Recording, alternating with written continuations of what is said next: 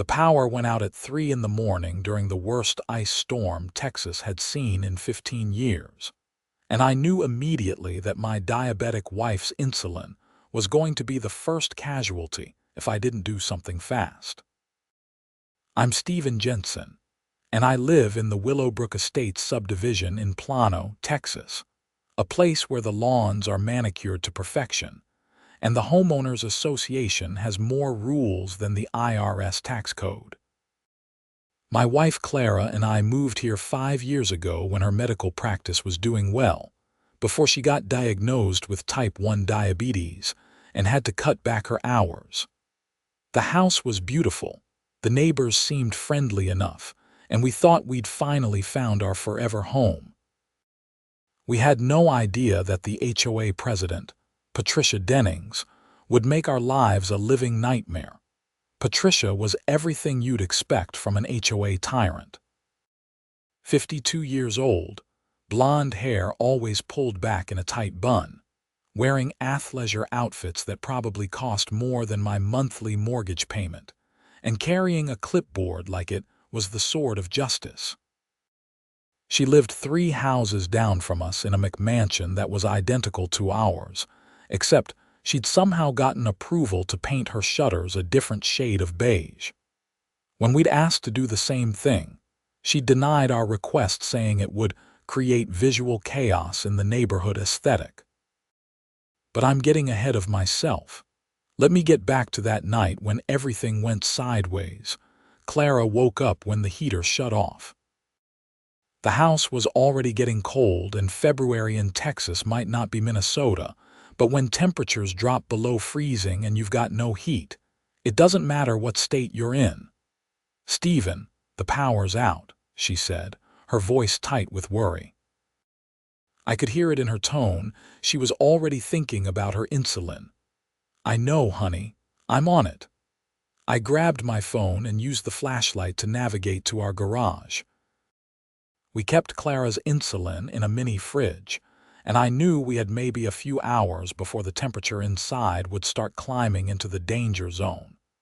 Insulin needs to stay between 36 and 46 degrees Fahrenheit. Too warm and it denatures, becomes useless. Too cold and it freezes, also useless. It's a narrow window, and Clara's life depended on staying in it. I'd been smart enough to buy a generator 6 months earlier. It wasn't cheap either. I dropped $2,300 on a Champion 7,500-watt portable generator after the last time we'd had a close call with a power outage. I'd done my research, read all the reviews, and made sure I got one that could handle our essential loads. The fridge, the insulin fridge, some lights, and Clara's medical equipment. The generator was sitting right where I'd left it, just outside our garage door under a weatherproof cover I'd purchased separately. I'd chained it to a ground anchor because I'd read horror stories online about generator theft during emergencies. I pulled off the cover, checked the oil level, made sure the gas tank was full, and pulled the start cord. It coughed once, twice, then roared to life with that beautiful mechanical sound that meant my wife would be safe. I ran the extension cords into the house, got the insulin fridge plugged in first, then our main refrigerator, then a space heater for our bedroom.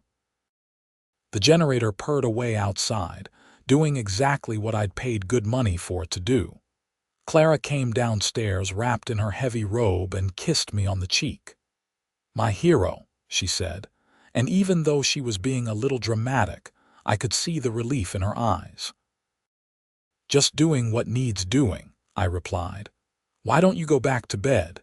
It's going to be a long day tomorrow. Power company says this storm knocked out lines all over the region." She nodded and headed back upstairs.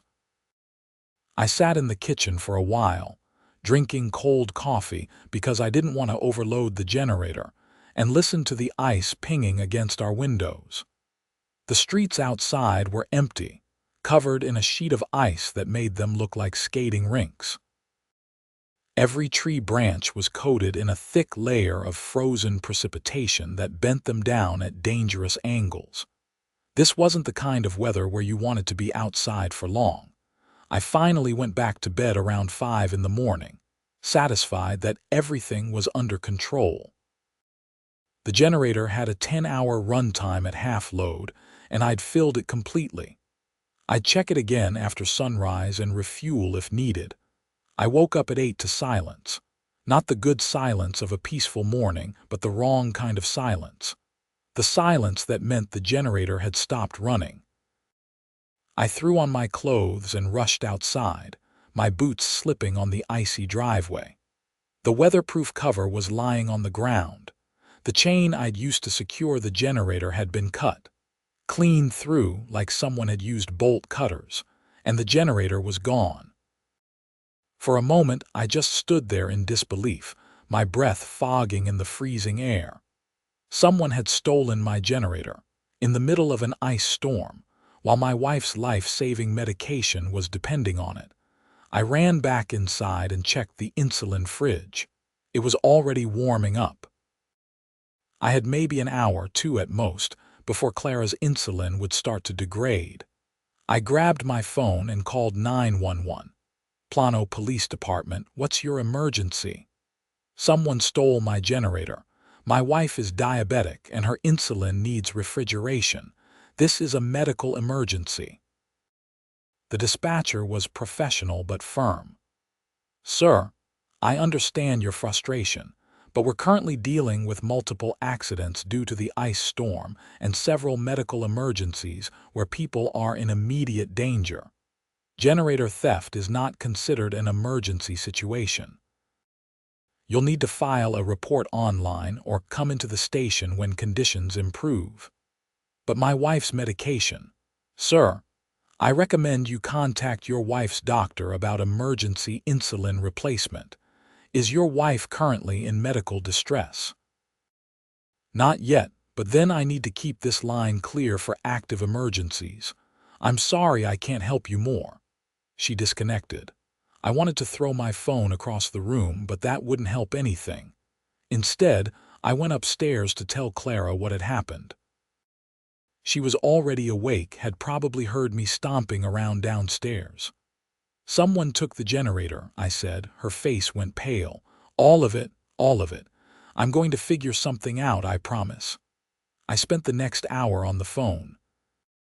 Clara's doctor couldn't see her until the storm passed, but they called in an emergency prescription to a pharmacy across town. The problem was getting there. The roads were sheets of ice, and I watched through our window as a car tried to navigate our street and ended up sliding sideways into a mailbox. Then, around 10 in the morning, I heard it. The unmistakable sound of a generator running. Not far away, maybe a few houses down. I pulled on my heavy coat and carefully made my way down the sidewalk, following the sound. It got louder as I approached Patricia Dennings' house, and my stomach dropped when I realized the sound was coming from her backyard. I walked around the side of her house, my boots crunching on the ice. And there it was. My champion generator, sitting on her back patio, running away without a care in the world. I could even see the small scratch on the side where I'd accidentally dropped it when I first brought it home. The serial number plate on the side confirmed it. That was my property. I marched up to her back door and knocked hard enough to make sure she'd hear me over the generator noise. Patricia opened the door almost immediately, like she'd been waiting. She was wearing yoga pants and a fleece pullover, and her house was clearly warm and powered. I could see lights on inside, and I heard what sounded like her television playing in the background. "Can I help you, Stephen?" she asked, her voice dripping with false sweetness. "That's my generator," I said, pointing at the machine humming away on her patio. "I don't know what you're talking about. This is my generator. I purchased it months ago." "That's a lie, Patricia. That's my generator. See that scratch right there? I did that when I first bought it, and I have the receipt, the serial number, all of it." She crossed her arms. I find it very suspicious that you're coming to my home making accusations during an emergency situation.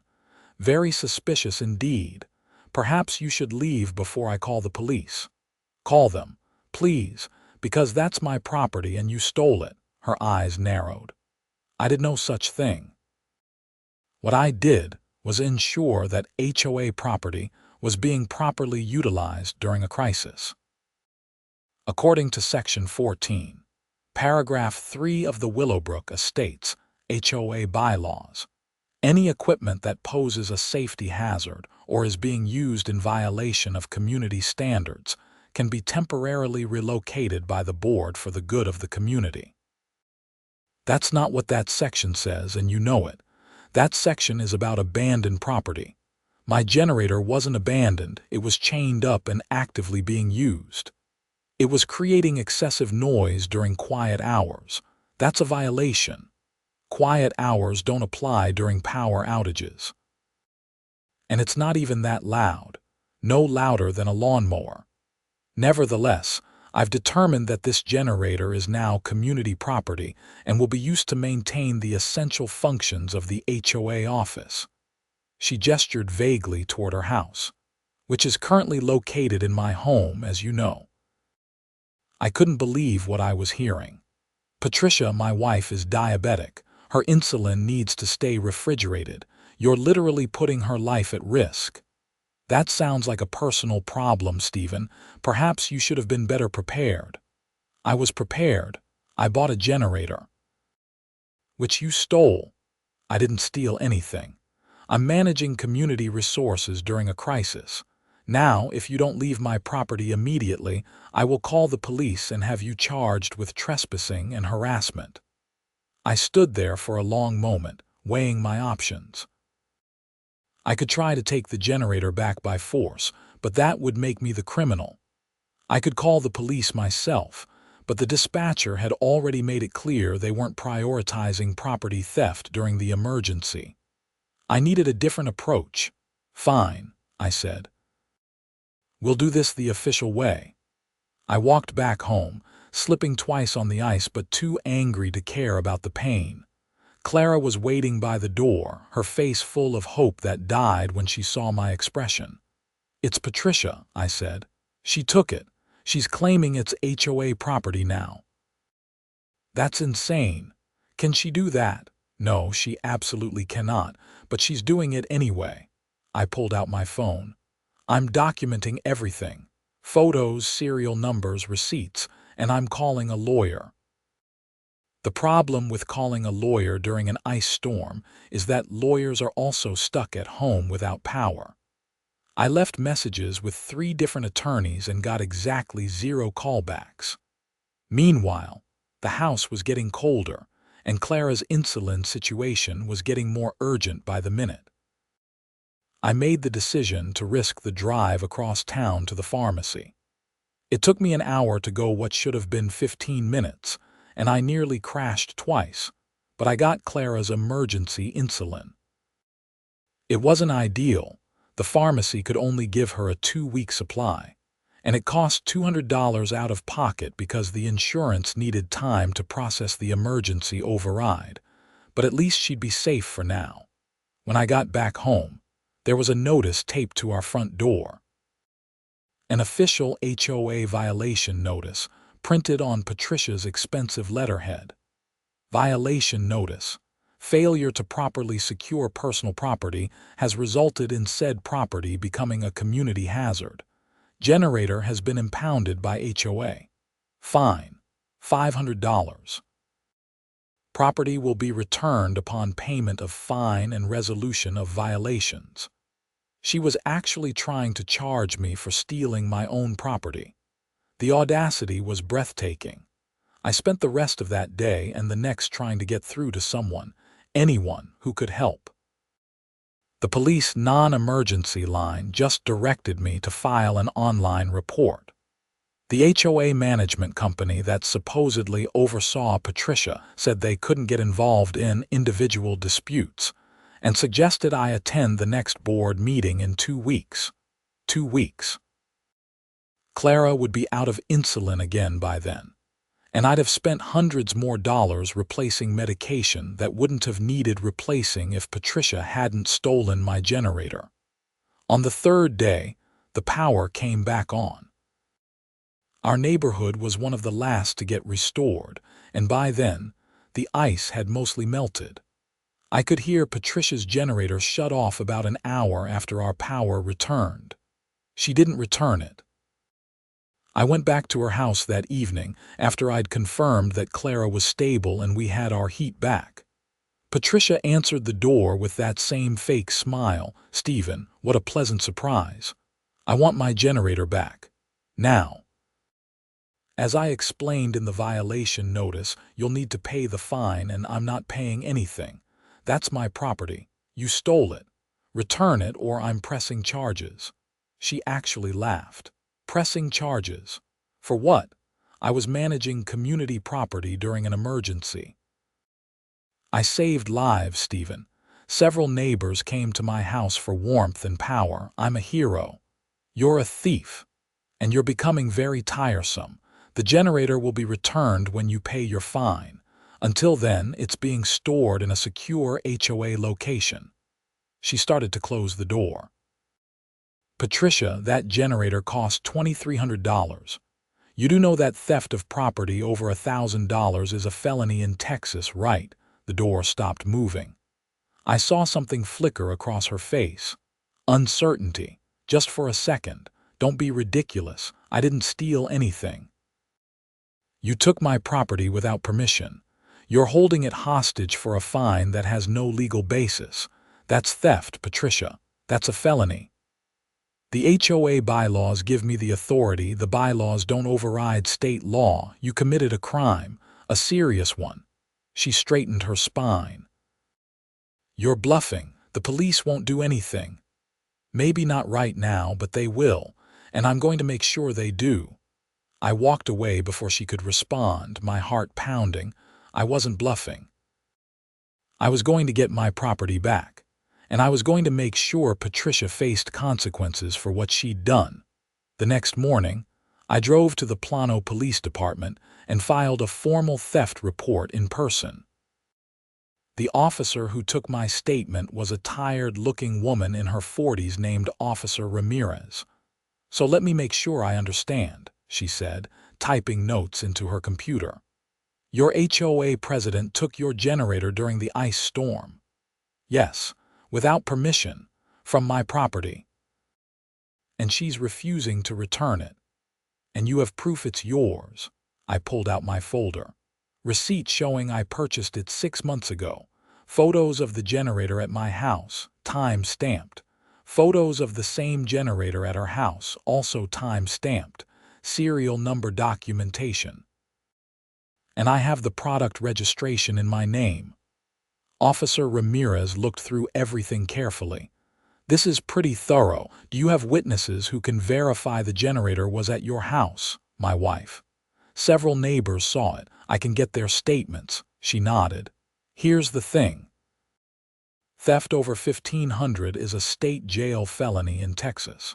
If your documentation is accurate and the property is valued at $2,300, this isn't a civil matter. This is criminal." That's what I tried to tell her. People think HOA rules supersede actual law. They don't. She finished typing and printed out a report. "I'm going to refer this to a detective. Given the value and the circumstances, they'll probably want to follow up. Do you know where the generator is now?" She said it was in a secure HOA location, but I suspect it's still at her house. "We'll look into it. I have to warn you, though, these things can take time, especially if she lawyers up." "I understand. I just want my property back." Officer Ramirez gave me a copy of the report and a case number. "We'll be in touch. In the meantime, document everything. Every interaction, every conversation. If she contacts you, keep records." I left the police station feeling like I'd finally gotten somewhere. Someone was taking this seriously. 2 days later, I got a call from a detective named Marcus Washington. He wanted to meet with me and go over the evidence in detail. We met at a coffee shop near my house, and I brought everything I had. Detective Washington was a big guy, probably mid-50s, with graying hair and sharp eyes that seemed to catch every detail. He went through my documentation like he was studying for a final exam. "This is excellent work," he said. "You've basically done half my job for me. Have you had any contact with Miss Dennings since you filed the report?" "No, I've been avoiding her." "Good. Keep it that way. I'm going to pay her a visit and see if we can resolve this simply. Sometimes people don't realize the seriousness of the situation until a detective shows up. And if she still won't return it, then we move forward with charges, but I'm hoping it doesn't come to that." He closed the folder. "One thing I need to ask. Are you sure you want to pursue this? If we charge her with a felony, it's going to get messy. She'll probably retaliate somehow. She put my wife's health at risk because she wanted to flex her HOA muscles." "Yeah, I'm sure," he nodded.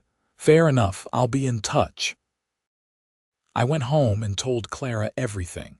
She was quiet for a long moment, then said, "What if this makes living here impossible? Patricia has a lot of power in this neighborhood. Then we'll move. But I'm not letting her get away with this. What she did was wrong, Clara. Legally wrong, morally wrong, every kind of wrong. I know, I just worry. Let me do the worrying." I took her hand. "You focus on staying healthy." The next day, Detective Washington called me. "Well, that was interesting." "What happened?"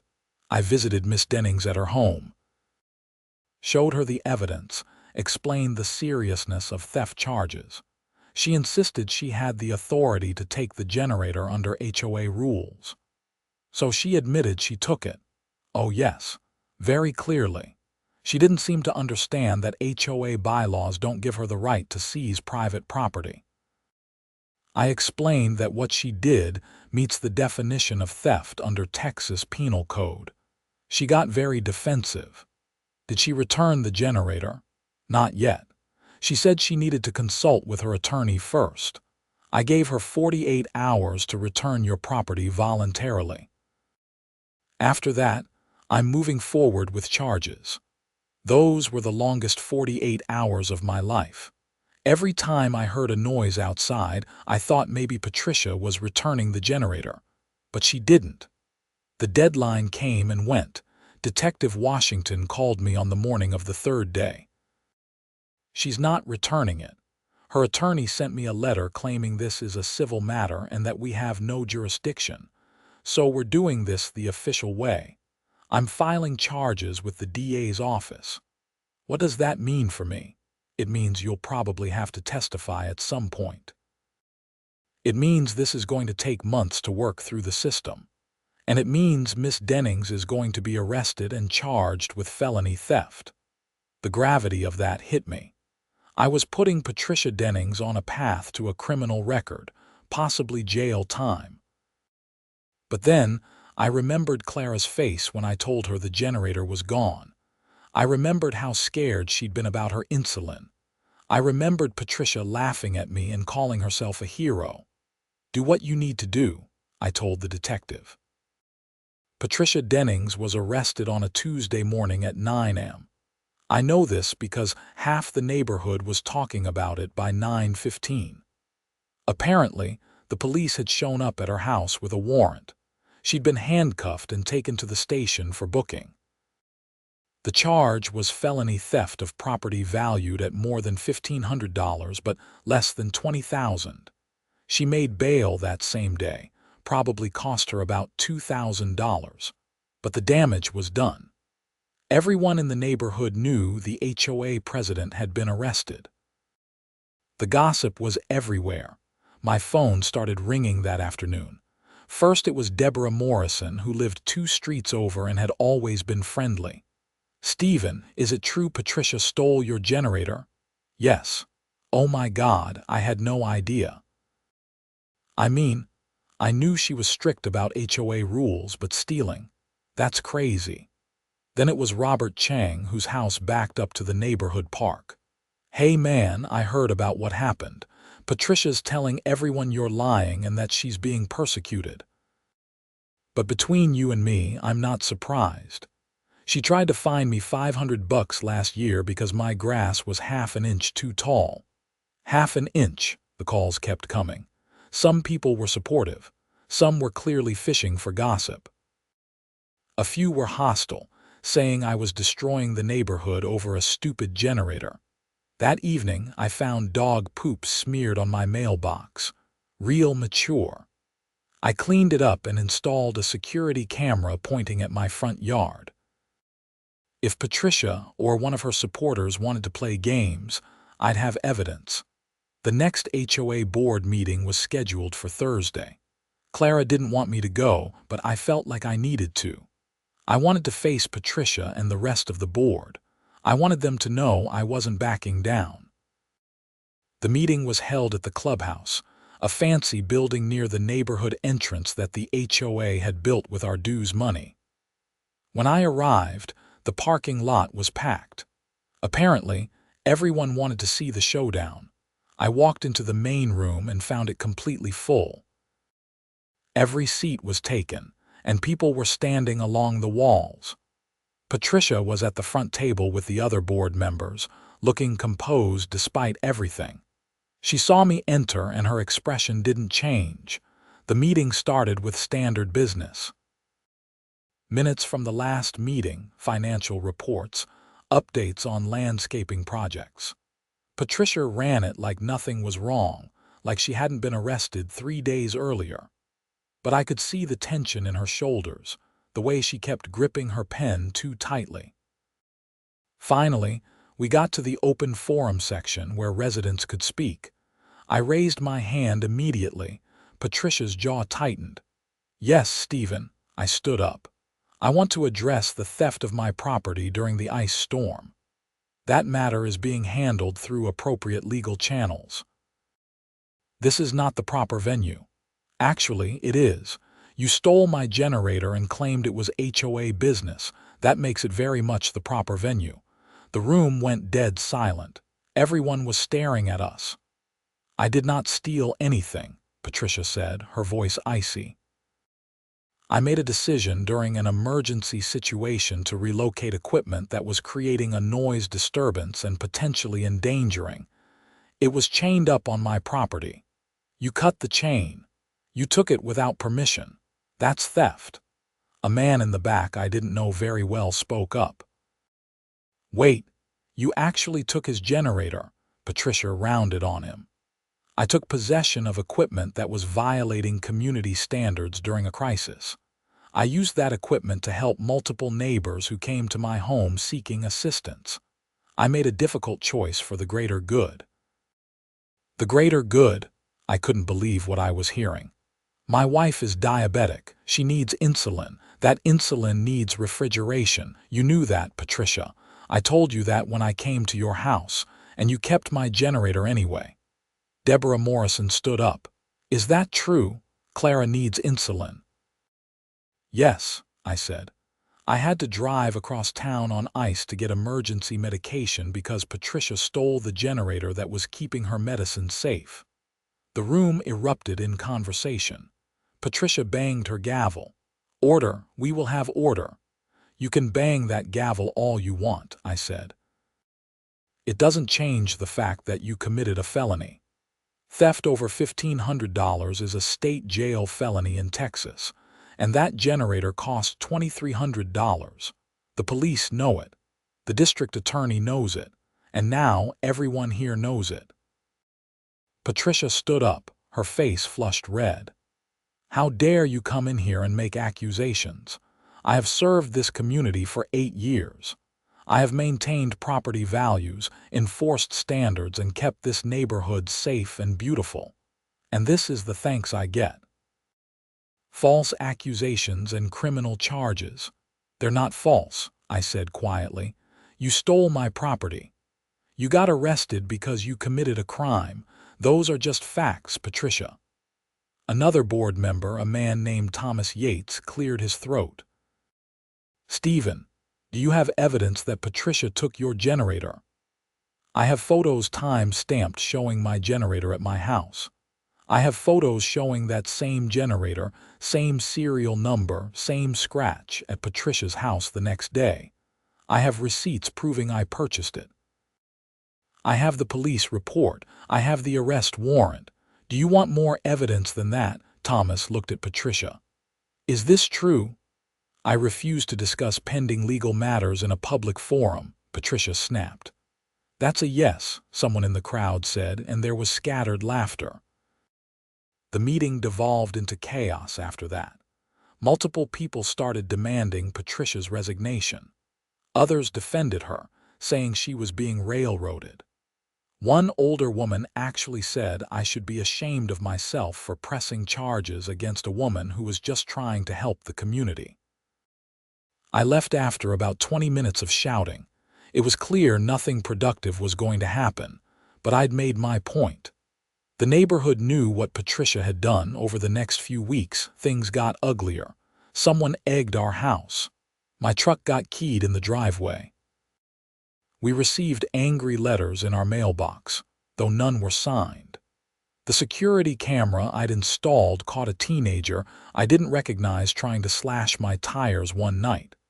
I gave that footage to the police, but they couldn't identify the kid. Clara was getting stressed by all of it, and stress isn't good for her blood sugar. I started to wonder if I'd made a mistake. Maybe I should have just written off the generator and moved on. Then Detective Washington called with an update. The DA has decided to move forward with the case. Miss Dennings is being formally charged with theft of property, a state jail felony. She'll be arraigned next month. What does that mean for me? You'll need to testify at some point, probably at trial if she doesn't take a plea deal. But the DA is confident. Your evidence is solid, and Miss Dennings basically admitted to taking your property. She just doesn't think what she did was wrong. When will I get my generator back? That's the tricky part. It's evidence now. You'll get it back after the case concludes. So not only had Patricia stolen my generator, but the legal system was now keeping it from me indefinitely. Perfect.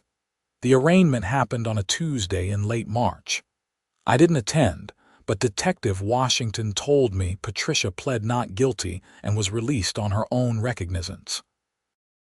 Her attorney was apparently claiming that the HOA bylaws gave her the authority to take the generator, and therefore she didn't have criminal intent.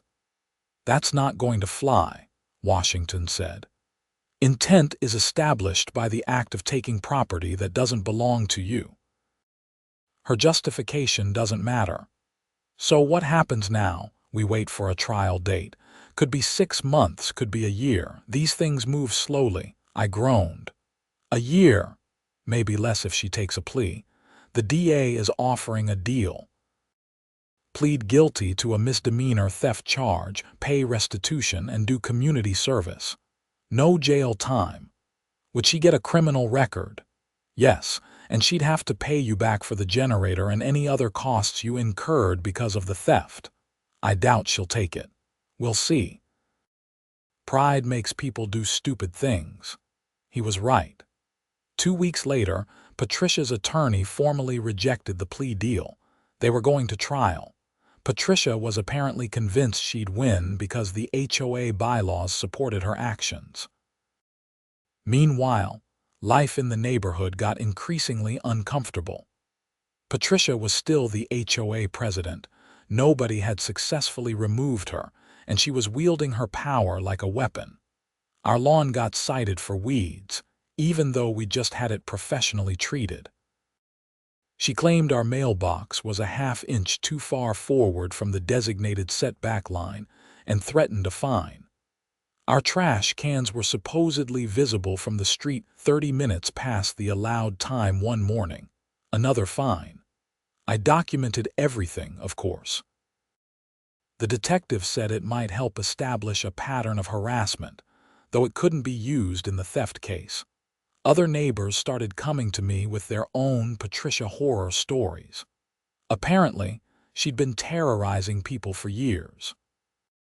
Fines for trivial violations, threats of liens on properties, making people tear out landscaping that was supposedly the wrong color. One couple told me she'd fine them $1,000 because they put up Christmas lights on December 1st instead of December 10th, which was apparently the HOA approved date. Why didn't anyone ever fight back? I asked. Because it's easier to just pay the fine and move on, the husband said. We never thought about actually challenging her legally. Well, I am. And if this goes to trial, I'm going to need witnesses who can testify about her pattern of behavior. Several people volunteered. They were tired of living under Patricia's thumb. The months crawled by. Summer came, brutal and hot. Our air conditioning broke in July, and I was terrified we'd have another power situation, but it got fixed in 2 days.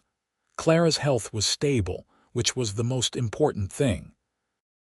We were spending a fortune on insulin because of the emergency refills and insurance complications, but at least she was okay. The trial date finally got set for October. Almost 8 months after Patricia stole my generator during the freeze. I met with the assistant district attorney handling the case, a sharp woman in her 30s named Michelle Portman. I'm going to be honest with you, she said. This is a weird case. Most theft cases involve people stealing things to sell them or use them. Your defendant stole something and claims she was helping the community. Does that matter? Not legally, no. Theft is theft, but it might make the jury sympathetic to her. We need to make sure they understand that her actions put your wife at risk. Clara's willing to testify. Good. That's going to be powerful. A diabetic woman explaining how she needed her medication refrigerated, and the defendant stole the only way to do that. That's going to resonate. We spent 2 hours going over my testimony. What I'd say, how I'd say it, what questions the defense might ask. Michelle was thorough and professional, and by the end, I felt as prepared as I could be. The trial started on October 15th. The courthouse was in downtown Plano, a modern building with way too much marble. I arrived early with Clara, both of us dressed in our best clothes. This felt like the most important day of my life, even though Michelle had warned me that we were just one case on a busy docket. Patricia arrived with her attorney, a slick-looking guy in an expensive suit named Richard Keller. She was wearing a conservative dress and pearls, looking every inch the respectable community leader. She didn't look at me. Jury selection took most of the first day. I watched from the gallery as both sides questioned potential jurors about their views on HOA's property rights and whether they'd ever been in a dispute with a neighbor. It was fascinating and tedious at the same time. By the end of the day, they had 12 jurors and 2 alternates. A pretty even mix of men and women, various ages and backgrounds. Michelle seemed satisfied. The trial itself started the next morning. The assistant DA gave her opening statement, laying out the facts of the case clearly and simply. Patricia Dennings took Stephen Jensen's generator without permission during an ice storm. The generator was valued at $2,300. Under Texas law, that's felony theft. End of story. Then Richard Keller gave his opening statement, and I had to admit, he was good.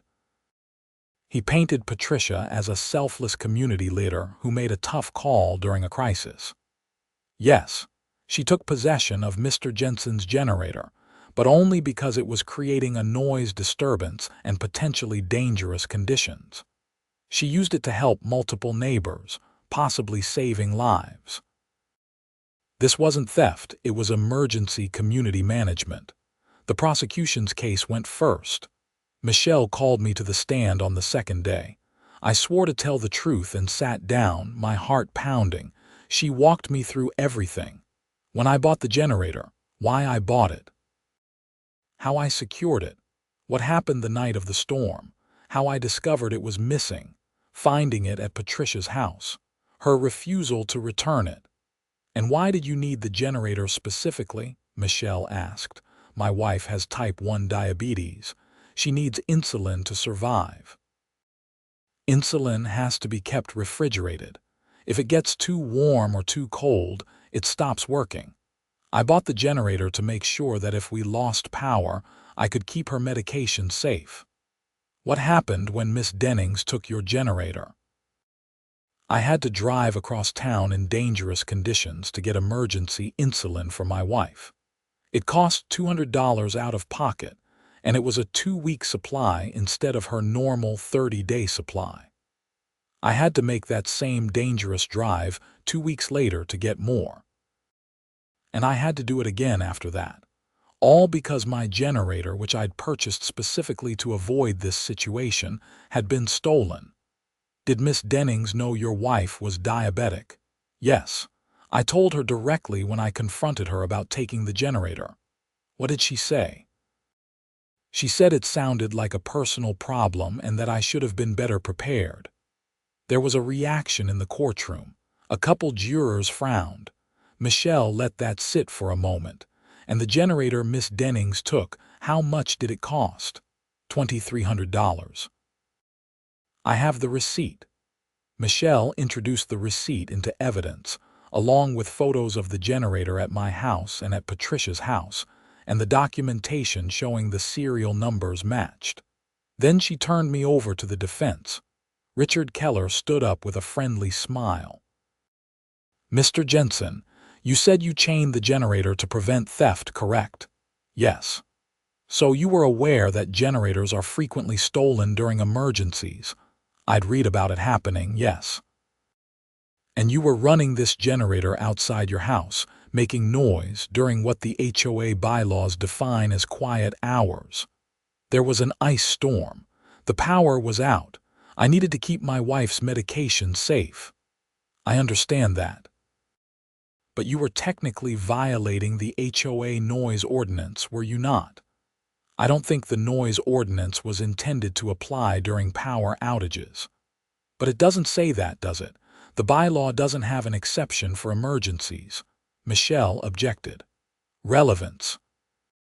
Whether or not Mr. Jensen was violating an HOA rule doesn't give Miss Dennings the right to steal his property. Sustained, the judge said. Mr. Keller, move on. Keller nodded. Mr. Jensen, did you call the police when you discovered your generator was missing? Yes. They said it wasn't an emergency and to file a report online. So the police, during their initial response, didn't consider this a serious crime. They were dealing with multiple emergencies because of the ice storm. That doesn't mean it wasn't a crime.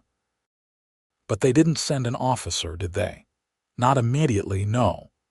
And when you confronted Miss Dennings, she explained that she was using the generator to help multiple neighbors, correct? She said that, yes. So she wasn't using it for personal gain. She was using it to help others during a crisis. She was using my property without permission. I don't care what her justification was. But her intent matters, doesn't it? She wasn't trying to steal your property and sell it. She was trying to help people. By taking something that didn't belong to her and putting my wife's health at risk. That's not helping, that's hurting. Keller asked a few more questions but didn't seem to make much headway. When I stepped down, I felt like I'd done okay. Clara squeezed my hand when I sat back down next to her. The prosecution called a few more witnesses.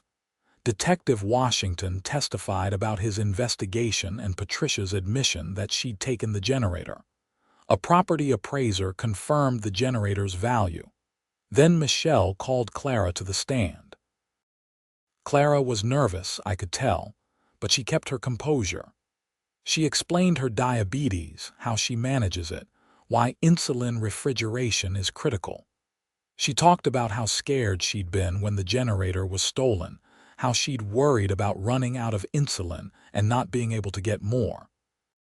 Did Miss Dennings' actions put your health at risk? Michelle asked. Yes, Clara said simply. Without my insulin, I could go into diabetic ketoacidosis. It can be fatal. And your husband bought that generator specifically to prevent that? Yes. He researched it for weeks. He wanted to make sure we'd never be in danger if we lost power, and then, when we needed it most, it was taken from us. There wasn't a dry eye in the jury box. Keller didn't even cross-examine her. What could he say? The prosecution rested. Now it was the defense's turn. Keller called Patricia to the stand. She walked up confidently, placed her hand on the Bible, and swore to tell the truth. Her testimony was predictably self-serving. She talked about her 8 years of service to the community, how she'd worked tirelessly to maintain property values and neighborhood standards, how she'd received complaints about the noise from my generator, even during the emergency, how she'd made the difficult decision to temporarily relocate it for the good of the community. "Did you intend to steal Mr. Jensen's property?" Keller asked. "Absolutely not. I intended to use it during the crisis and return it afterward. This was always meant to be temporary." "Why didn't you return it when Mr. Jensen asked for it back?" "Because he became hostile and threatening. I felt I needed to involve my attorney and make sure everything was handled properly. I was going to return it. I just wanted to make sure all the HOA paperwork was in order first."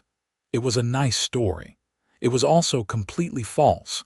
Michelle destroyed her on cross-examination.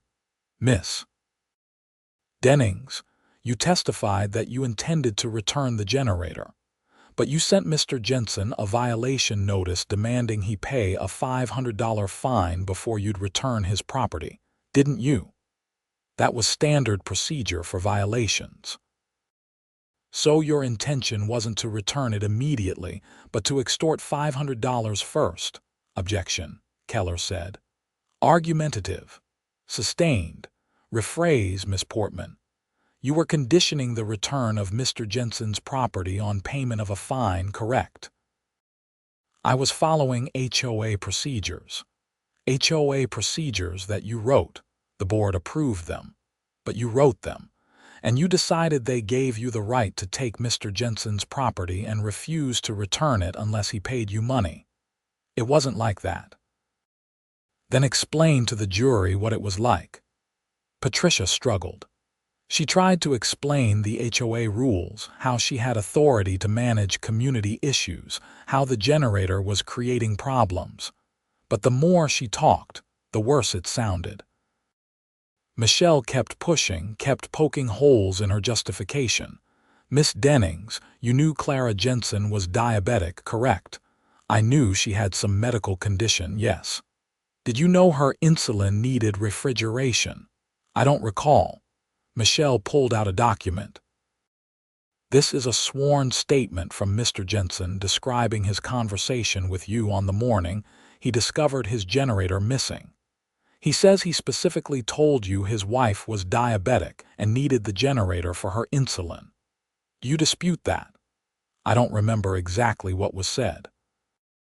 "You don't remember a man telling you his wife's life was in danger?" "I remember him being very upset. I don't remember specific words. But you do remember refusing to return his property?" "I was following procedures." "Your procedures, that you made up. That gave you the authority to take whatever you wanted and keep it until people paid you fines." "Objection." Keller was on his feet. "That's not a question, that's a speech." "Withdrawn," Michelle said. "No further questions." Patricia stepped down looking shaken. Keller called a couple of character witnesses, people who testified about what a great HOA president Patricia was, how much she'd done for the community. But it felt weak compared to the prosecution's case. Both sides gave their closing arguments on the third day. Keller tried to paint Patricia as a misguided do-gooder who made a mistake but didn't commit a crime. Michelle hammered home the facts. Patricia took property that wasn't hers. She refused to return it. She tried to extort money for its return. Under Texas law, that's theft. The value was over $1,500, which makes it a felony. The jury's job was simple: apply the law to the facts. The jury got the case after lunch. We waited in a conference room while they deliberated. Clara held my hand and didn't say much. I was exhausted. 3 days of reliving that nightmare, of justifying why I'd pressed charges, of defending myself against the implication that I was somehow in the wrong. After 4 hours, we got word. The jury had reached a verdict. We filed back into the courtroom. Patricia was already there with her attorney, her face pale but composed. The jury filed in and took their seats. None of them looked at Patricia. That was supposedly a bad sign for the defense. "Madam Foreperson, has the jury reached a verdict?" the judge asked. "We have, Your Honor." "What say you?" "We find the defendant, Patricia Dennings, guilty of theft of property valued at more than $1,500 but less than $20,000. I felt Clara's hand tighten on mine. Guilty. We'd won. Patricia's face crumpled. She put her head in her hands. Keller put a hand on her shoulder. The judge set a sentencing date for 3 weeks later and adjourned court. We walked out of that courthouse into the October sunshine, and for the first time in 8 months, I felt like I could breathe. Michelle caught up with us outside. "Good job in there. You were a strong witness." "Thank you for taking this seriously," I said. "A lot of people thought I was crazy for pressing charges." "You weren't crazy. What she did was wrong and she needed to face consequences. I'll see you at sentencing." The neighborhood was buzzing with news of the verdict within hours. I don't know who leaked it, but by the time we got home, we had messages from a dozen different neighbors. Most were supportive. A few were hostile, saying I'd ruined Patricia's life over a stupid generator. The sentencing hearing was November 5th. Clara and I showed up, not sure what to expect. Patricia was there, looking thinner and older than she had at the trial. The judge asked if either side wanted to make a statement before he pronounced sentence. Michelle stood. "Your Honor, the state believes this case represents a serious abuse of power. Miss Dennings used her position as HOA president to take property that didn't belong to her, and she did so in a way that put Clara Jensen's life at risk. We ask for a sentence that reflects the seriousness of the offense." Then it was Keller's turn. "Your Honor, my client has served her community with distinction for 8 years. She made a mistake in judgment during a crisis situation. She's already lost her position as HOA president. She's lost her reputation in the community. She's lost friendships. She's paid a heavy price. We ask for leniency. She's a first-time offender, and there's no reason to believe she poses any further risk to the community." The judge looked at Patricia. "Miss Dennings, do you have anything to say?" Patricia stood, her voice shaky. "Your Honor, I want to apologize to Mr. and Mrs. Jensen. I thought I was doing the right thing. I thought I was helping people. I never meant to put anyone at risk. I'm sorry for what happened, and I accept responsibility for my actions." It was the first time she'd actually apologized. I wasn't sure if I believed her, but at least she'd said it. The judge was silent for a long moment. "Miss Dennings, this court takes property theft very seriously. However, I'm also mindful of the unusual circumstances and your lack of prior criminal history. I'm sentencing you to 2 years of deferred adjudication probation. If you successfully complete probation, this conviction will not appear on your permanent record. The conditions of probation are as follows. You will pay full restitution to Mr. Jensen for the generator, plus documented costs for replacement insulin and transportation. You will perform 200 hours of community service. You will resign immediately from any position of authority in the Willowbrook Estates, HOA, and you will have no contact with Stephen or Clara Jensen except as required by law. Do you understand these conditions?" "Yes, Your Honor." Violation of any condition will result in revocation of probation and imposition of the maximum sentence for this offense, which is 2 years in state jail. Do you understand? "Yes, Your Honor." The gavel came down. It was over. 2 weeks later, a check arrived in the mail from Patricia's attorney. $2,300 for the generator, $800 for insulin costs, $200 for transportation, and another $500 for what the judge called general damages. A total of $3,800. I took Clara out to dinner with some of it. We went to our favorite steakhouse and actually relaxed for the first time in almost a year. "So what do we do now?" Clara asked over dessert. "We live our lives. We stay in the house if you want, or we move if you don't. But we don't let anyone push us around again." "I think I want to stay," she said. "We fought too hard for this. I'm not letting Patricia drive us out." "Then we stay." And we did. Patricia moved out of the neighborhood 6 months later. Couldn't take the stigma, I suppose. The new HOA president was a reasonable guy named Frank Reyes who actually believed in common sense. The harassment stopped. The ridiculous fines stopped. Life went back to normal. I got my generator back from police evidence in December, almost a year after it was stolen. It sat in my garage for another year before we had another power outage. When we did, it started right up, and I made sure Clara's insulin stayed safe. That's all I'd ever wanted. People still ask me sometimes if I regret pressing charges. If I think it was worth it to pursue a felony case over a generator. My answer is always the same. I didn't do it over a generator.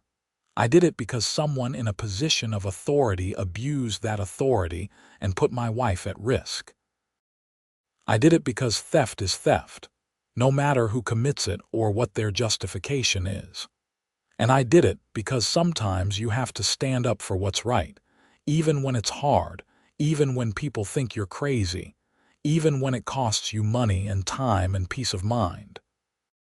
Patricia Dennings learned that HOA bylaws don't override state law. She learned that stealing property worth more than $1,500 is a felony in Texas, regardless of why you did it. And she learned that some people won't just roll over and pay a fine when you abuse your power. I hope she learned something else too. I hope she learned that being a community leader means serving people, not controlling them. That power is a responsibility, not a weapon. And that when you take something that doesn't belong to you, there are consequences. Clara and I still live in Plano. We still live in the Willowbrook Estates subdivision. Our generator still sits in the garage, ready to go if we ever need it. And now everyone in the neighborhood knows not to mess with Stephen Jensen, because I'll document everything, I'll follow through, and I won't back down. That's what justice looks like. Not revenge, not even satisfaction really, just the simple certainty that when someone wrongs you, there's a system in place to make it right. It took almost a year, cost me thousands in time and money and stress, but it worked. The system worked, and that generator. I finally got around to installing a permanent transfer switch and hooking it up properly. Now it's secured inside the garage with a locked cabinet I built around it. Nobody's taking it again. But more importantly, nobody would dare try. Word got around. You don't mess with the Jensen family. Life is good now. Clara's healthy, her diabetes is well controlled, and we've got backup power for days if we need it. The HOA is reasonable. The neighborhood is peaceful. And somewhere out there, Patricia Dennings is doing community service and thinking about the choices she made during that ice storm. I don't hate her. I don't wish her ill. I just needed her to face consequences for what she did. And she did. That's enough for me. That's justice.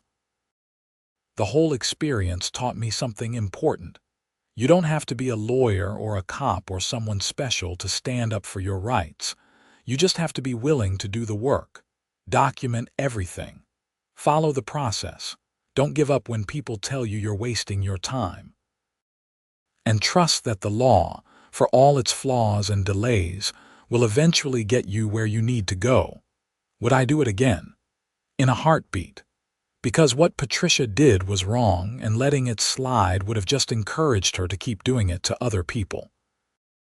By holding her accountable, I hopefully saved some other poor resident from having their property seized over some made-up HOA violation. The neighborhood is better off without Patricia Dennings running it like her personal fiefdom. The new board actually listens to residents. They enforce rules, sure, but they do it fairly and reasonably. Nobody's getting fined because their grass is half an inch too tall or their trash cans were visible for 30 extra minutes. And me. I'm just a regular guy who bought a generator to protect his wife and ended up in a legal battle that lasted almost a year. But I'm a regular guy who won, who proved that HOA tyrants aren't above the law, who showed that theft over $1,000 is indeed a felony, even when the thief wears yoga pants and carries a clipboard. That's my story. That's how HOA Karen stole my generator during the freeze and learned the hard way that theft over $1,500 is a felony in Texas. She didn't believe me when I told her. She thought her position as HOA president gave her special privileges. She thought the bylaws she'd written superseded actual criminal law. She was wrong. And that wrongness cost her a criminal conviction, thousands of dollars in restitution, 200 hours of community service, and her reputation. All because she couldn't resist the urge to flex her authority over a neighbor who dared to run a generator during a power outage. The funny thing is, if she'd just left my generator alone, none of this would have happened. She'd still be HOA president, still terrorizing the neighborhood with her petty fines and arbitrary rules. But she got greedy. She saw an opportunity to assert her dominance and she took it. She took my property, endangered my wife, and then had the audacity to try to charge me for the privilege. Big mistake. Huge. Because I'm not the type to let that slide. I'm the type who keeps receipts, takes photos, files reports, and follows through. I'm the type who will sit through a 3-day trial to make sure justice is served.